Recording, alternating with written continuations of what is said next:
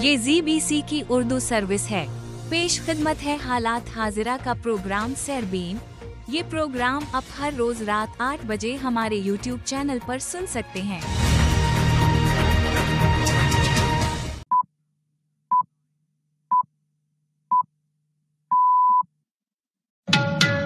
आज बुध है और मई की 21 तारीख। ZBC सरबीन से मैं हूँ जावेद चौधरी। बैनुल-अक़वामी दबाव बढ़ने के बावजूद गजा इमदाद की फराहमी से महरूम। पोप लियो का गजा में मुनासिब इंसानी इमदाद की फराहमी को यकीनी बनाने का मुतालबा। È sempre più preoccupante e dolorosa la situazione nella striscia di Gaza. Rinnovo il mio appello accorato a consentire l'ingresso di dignitosi aiuti umanitari. Trump का 175 अरब डॉलर्स की लागत से इसराइल के दिफाई निज़ाम से मुतासिर गोल्डन डोम बनाने का ऐलान। In the campaign, I promised the American people that I would build a cutting-edge missile defense shield to protect our homeland from the threat of foreign missile attack. Khuzdar में स्कूल बस हमले में 4 बच्चों समेत 6 हलाकतें। वजीर आला बलोचिस्तान का कहना है कि ठोस इत्तलाआत थी कि इंडिया बलोचिस्तान में हमले की तैयारी कर रहा है। एविडेंस थी हमारे पास, सॉलिड एविडेंस था, इंफॉर्मेशन थी कि अजित देवल जो है, जो इंडियन NSA है, he was planning something in Balochistan और we were not expecting कि बुज़दिल जो है वो बच्चों पे प्लान करेगा। साबिक वजीर आज़म इमरान खान ने कहा है कि जिसके पास इख्तियार है उससे बात करने के लिए तैयार हूँ। Pakistani army chief general Asim Munir की फील्ड मार्शल के ओहदे पर तरक्की। जानिए फील्ड मार्शल का ओहदा क्या होता है। ये एक एजाजी ओहदा है। ये एक रिकग्निशन है जो अभी हालिया जंग हुई, पाक भारत की महदूद जंग थी, लेकिन उसमें जिस तरह से पाकिस्तान की आर्म्ड फोर्सेस ने अपनी तैयारी, मुस्तैदी और दिफा किया, जिस दिन ये उसका एक जिसे कहना चाहिए एक रिकग्निशन है। भारतीय यूट्यूबर ज्योति मल्होत्रा पाकिस्तानी एहलकार से राब्ते के इल्जाम में गिरफ्तार। हाल ही में एक इंडियन यूट्यूबर ज्योति मल्होत्रा को पाकिस्तान के साथ मुबैना रवाबित और हसास मालूमात फराहम करने के इल्जाम में इंडियन हुकाम की जानिब से गिरफ्तार किया गया है। और जानिए बर्रे सगीर में चाय पीने का रिवाज कैसे शुरू हुआ। चाय पियेंगे? आपको पता है इंडिया और पाकिस्तान में हर साल कितनी चाय पी जाती है? हजारों, लाखों, अरबों का। लेकिन क्या आपको पता है कि अब से 200 साल पहले तक ऐसा बिल्कुल नहीं था। मजीद ये कोस्टा रिका में बिल्ली जेल में मनशियात स्मगल करते हुए पकड़ी गई। इसके अलावा दीगर मौज़ूआत भी आज सरबीन का हिस्सा होंगे, मगर हमेशा की तरह पहले अहम आलमी खबरों का खुलासा।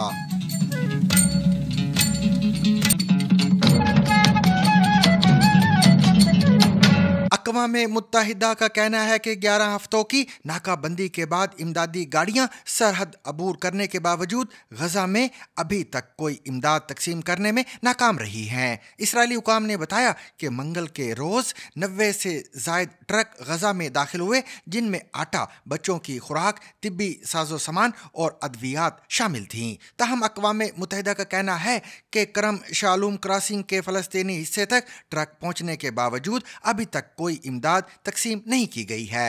अक़वाम मुत्तहिदा के तर्जुमान स्टीफन दुजार्क ने कहा कि इमदादी इदारे की एक टीम ने इसराइल से इस इलाके तक रसाई की इजाज़त हासिल करने के लिए कई घंटे इंतज़ार किया, लेकिन बदकिस्मती से वो ये सामान हमारे गोदाम तक ना ला सके। याद रहे कि इसराइल ने इतवार के रोज़ बुनियादी खुराक को गजा में दाखिल होने की इजाज़त देने पर रजामंदी जाहिर की थी। ये भी याद रहे कि आलमी माहिरीन गजा में कहत के खतरे से खबरदार कर चुके हैं और इस हवाले से इसराइल पर बैनुल-अक़वामी दबाव भी मुसलसल बढ़ता जा रहा है। बरतानवी वजीर आज़म सर कियर स्टारमर ने सूरत हाल को नाकाबिले बर्दाश्त करार दिया है, जबकि फ्रांस और कनाडा ने भी फौरन जंग बंदी का मुतालबा किया है। फ्रांस, कनाडा और बरतानिया ने गजा में इजरायली कार्रवाइयों पर अब तक का सबसे सख्त बयान जारी किया है ان ممالک نے جنگ بندی کا مطالبہ کرتے ہوئے کہا ہے کہ وہ غزہ میں اسرائیلی فوجی کارروائیوں کی ایکسپینشن کی سخت مخالفت کرتے ہیں اور یہ کہ غزہ میں انسانی تکلیف کا لیول ناقابل برداشت ہے۔ ان کا کہنا تھا کہ 7 اکتوبر کے بھیانک حملے کے بعد اسرائیل کو دہشت گردی کے خلاف اسرائیلی شہریوں کا دفاع کرنے کا پورا حق حاصل ہے، لیکن ہونے والی ایسکیلیشن مکمل طور پر غیر متناسب ہے۔ ان ممالک کا مزید کہنا تھا کہ اسرائیل نے اگر اپنی فوجی کارروائیاں نہ روکیں، انسانی امداد پر پابندی نہ ہٹائی اور غرب اردن میں انلیگل سیٹلمنٹس کی ایکسپینشن نہ روکی تو ہم مزید ٹھوس اقدامات لینے سے ہچکچائیں گے نہیں، جن میں ٹارگیٹڈ سینکشنز یا پابندیاں بھی شامل ہو سکتی ہیں۔ اب سے کچھ ہی دیر پہلے برطانیہ نے غزہ میں اسرائیلی کارروائیوں کی وجہ سے اسرائیل کے ساتھ تجارتی مذاکرات معطل کرنے کا اعلان بھی کیا ہے۔ نتنیاہو نے اس پر ریاکشن دیتے ہوئے کہا ہے کہ لندن، پیرس اور اونٹاریو میں لیڈرز 7 اکتوبر کے ہونے والے نسل کش حملے کے لیے ایک بہت بڑا انعام دے رہے ہیں اور مزید ایسے مظالم کو دعوت دے رہے ہیں۔ اپریل کے دوسرے حصے اور مئی میں اسرائیل نے اپنی زمینی اور فضائی کارروائیاں بڑھانے کا اعلان کیا تھا، جس کے نتیجے ایئر سٹرائکس میں کئی فلسطینی ہلاک ہوئے، جن میں کئی کم عمر بچے بھی تھے۔ اتوار کو اسرائیل نے اعلان کیا کہ وہ غزہ میں خوراک کی بنیادی مقدار کو داخل ہونے دے گا تاکہ قحط کی کوئی سنگین صورتحال پیدا نہ ہو۔ اقوام متحدہ کے ہیومینیٹیرین ایڈ کے سربراہ نے آج بیان دیا تھا کہ اگر فوری امداد غزہ نہ پہنچی تو اگلے 48 گھنٹوں میں 14,000 بچے غزہ میں مر سکتے ہیں۔ اس بیان کے نتیجے اقوام متحدہ کا کہنا ہے کہ اسے غزہ میں تقریباً 100 امدادی ٹرکس بھیجنے کی اجازت دے دی گئی ہے، لیکن بی بی سی کے رپورٹر سے بات کرتے ہوئے اقوام متحدہ کے ترجمان کا کہنا تھا کہ کل 9 ٹرکوں کو غزہ میں انٹر ہونے کی کلیئرنس ملی تھی، لیکن اب تک صرف 5 ٹرکس داخل ہو چکے ہیں۔ ویٹیکن میں پوپ لیو نے حال ہی میں اپنے خطاب میں انہوں نے غزہ کی پٹی میں مناسب انسانی امداد کی اجازت دینے کا مطالبہ کیا ہے۔ سینٹ پیٹرز اسکوائر میں عوام سے خطاب کرتے ہوئے پوپ لیو 14 نے کہا کہ غزہ کی صورتحال پہلے سے کہیں زیادہ تشویشناک اور تکلیف دہ ہے۔ ان کا کہنا تھا کہ میں ایک مرتبہ پھر اپیل کرتا ہوں کہ منصفانہ انسانی امداد کے داخلے کی اجازت دی جائے، دشمنی اور جنگ کو فی الفور ختم کیا جائے، جس کی بھاری قیمت غزہ میں بچے، بزرگ، خواتین اور بیمار ادا کر رہے ہیں۔ È sempre più preoccupante e dolorosa la situazione nella striscia di Gaza. Rinnovo il mio appello accorato a consentire l'ingresso di dignitosi aiuti umanitari e a porre fine alle ostilità, il cui prezzo straziante è pagato dai bambini, dagli anziani, dalle persone malate. واضح رہے کہ 69 برس کے Robert اس منصب پر فائز ہونے والے 267ویں pope ہیں، اور یہ ان کا پہلا عوامی رابطہ یا خطاب سمجھا جا رہا ہے کہ جس میں انہوں نے فلسطینی عوام کے لیے ایک مرتبہ پھر آواز بلند کی ہے اور اسی کے ساتھ جنگ بندی کا مطالبہ بھی کیا ہے۔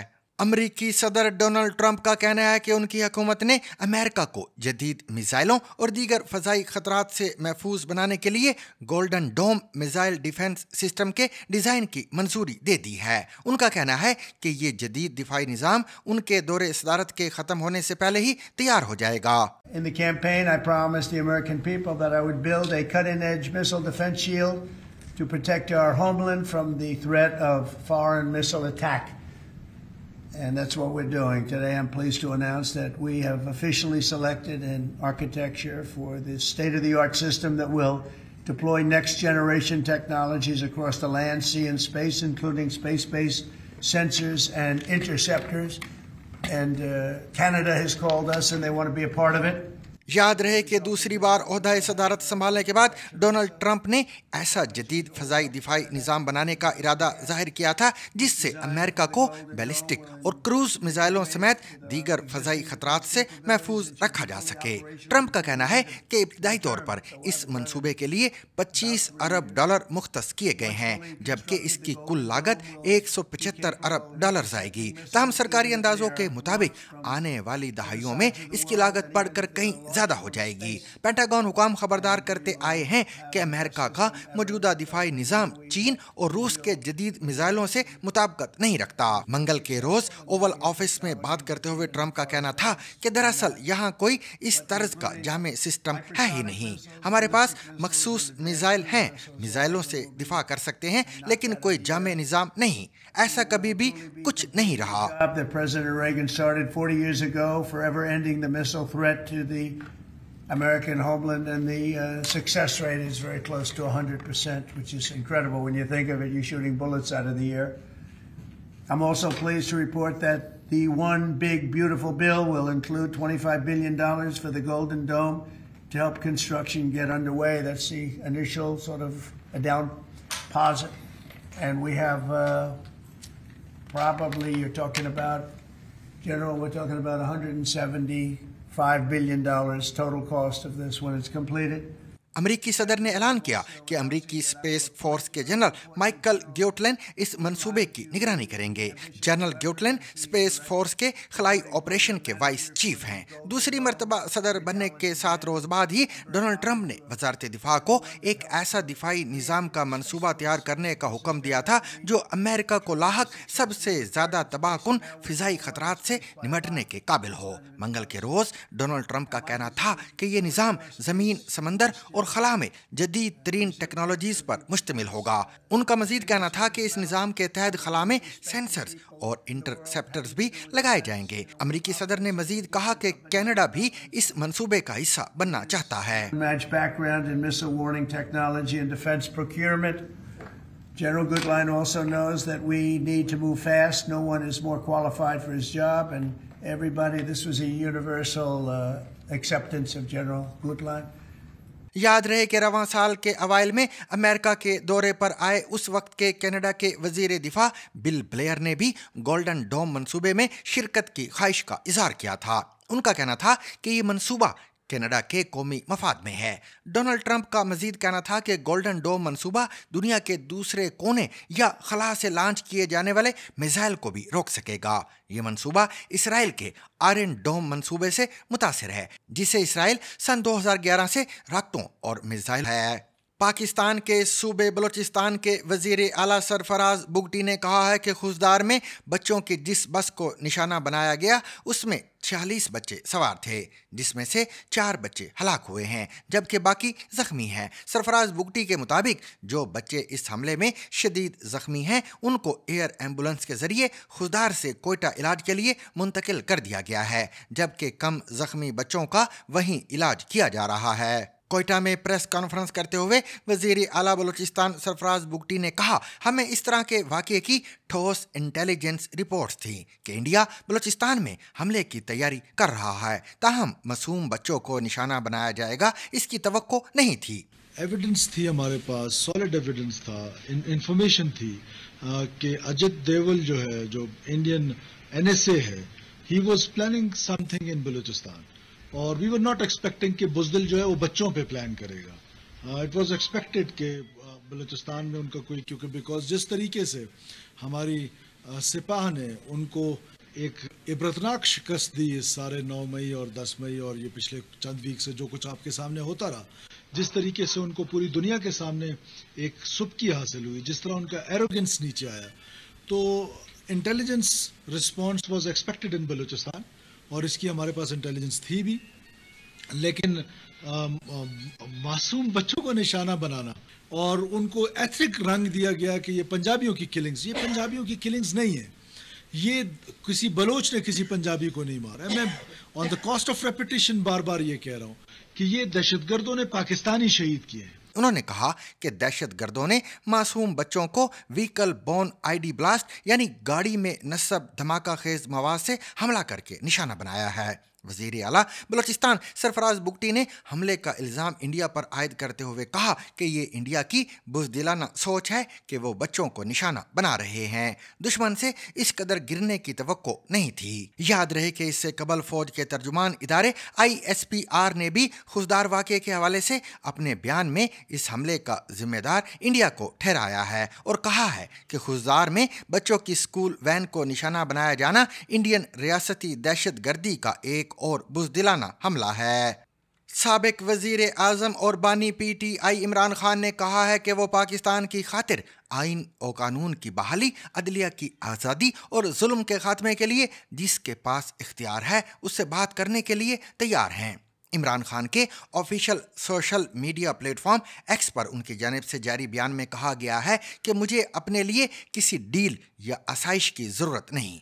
नून लीग की कठपुतली हुकूमत से किसी भी किस्म की गुफ्तगू या मुज़ाकरात बेफ़ायदा हैं। इमरान खान ने इल्ज़ाम आयद किया कि मुल्क में इस वक्त इंसानी हुकूक मुकम्मल तौर पर मुअत्तल हैं। मेरे साथ जेल में गैर इंसानी सलूक मुसलसल जारी है। मेरे बच्चों से कई माह मेरी बात नहीं करवाई जाती, मेरी किताबें तक नहीं पहुंचने दी जाती और ना ही मेरे ज़ाती मौलिज तक रसाई दी जाती है।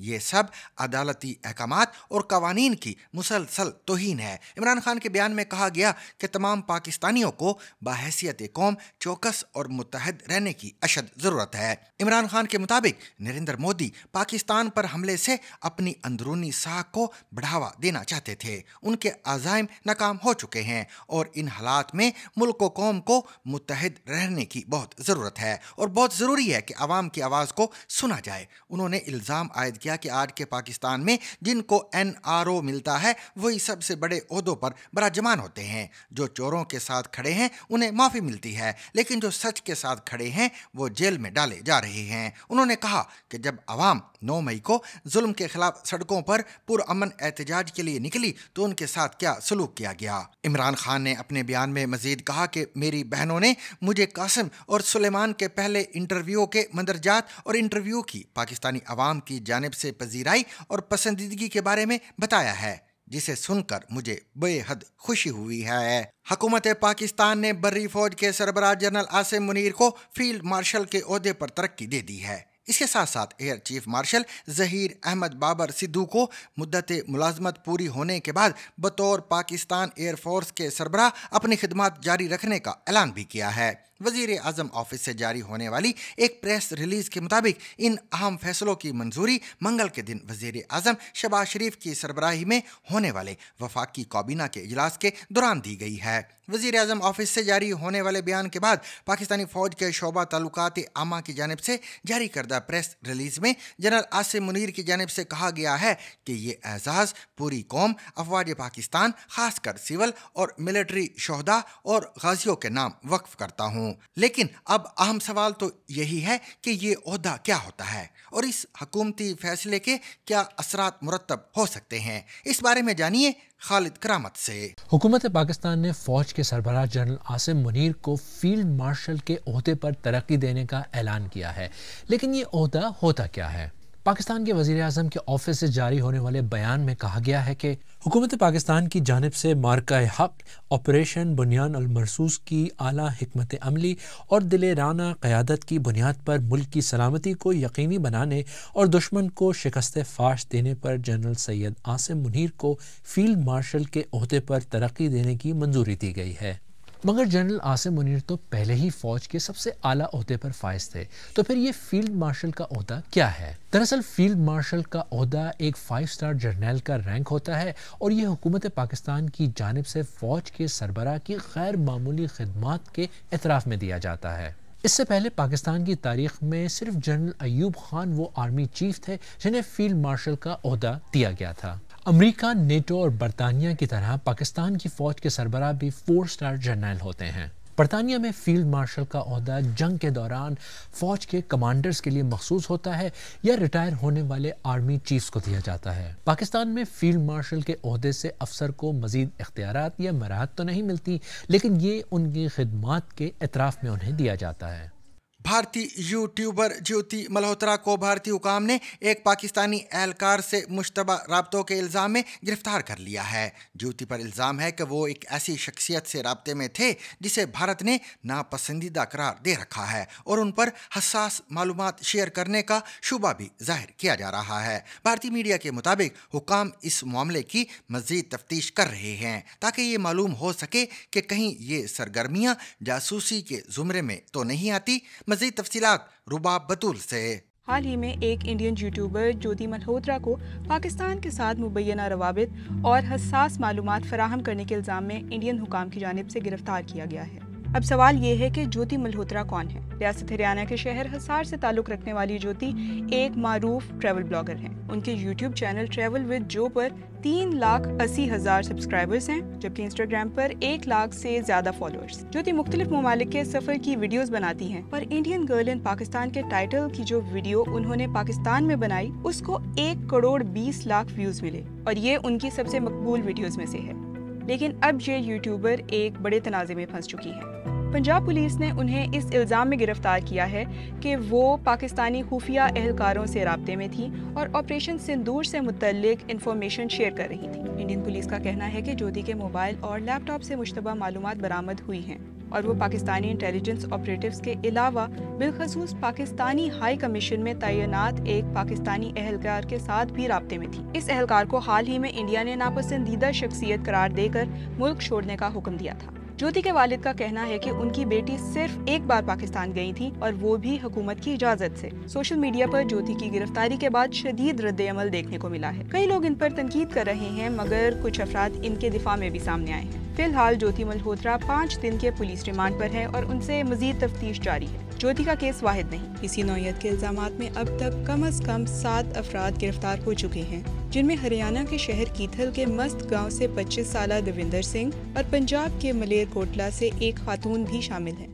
سامعین، آج بھارت اور پاکستان میں روزانہ کروڑوں کپ چائے پیے جاتے ہیں، لیکن کیا آپ جانتے ہیں کہ صرف 200 سال پہلے یہاں چائے کا کوئی رواج نہیں تھا؟ برطانیہ کی نو آبادیاتی پالیسیوں کے تحت چائے کو جنوبی ایشیا میں متعارف کرایا گیا تھا، اور وقت کے ساتھ ساتھ یہ مشروب مقامی ثقافت کا لازمی حصہ بن گیا۔